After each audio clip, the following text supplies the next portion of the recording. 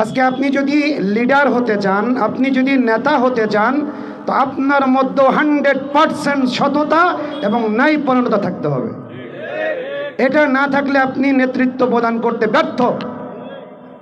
আপনি অনৈতিক কার্যকলাপের মধ্যে লিপ্ত হবেন, এটা স্বাভাবিক, আজ অথবা কাল।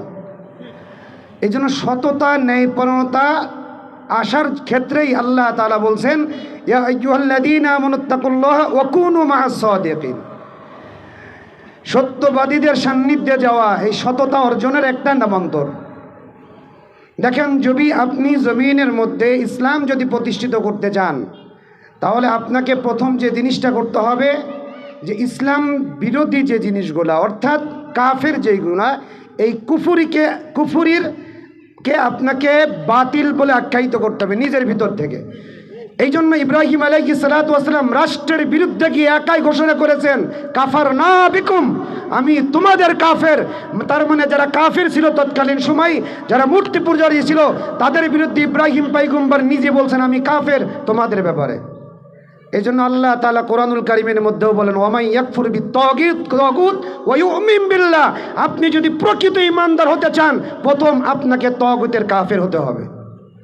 সমস্ত তাগুতের কাফের যখন আপনি হতে পারবেন, আপনি তখন ঈমানদার হতে পারবেন।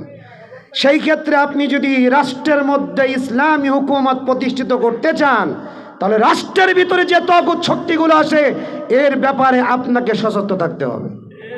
এই তাগুতকে হটানোর ব্যাপারে ফিকির মুজাহাদা আপনাকে করতে হবে।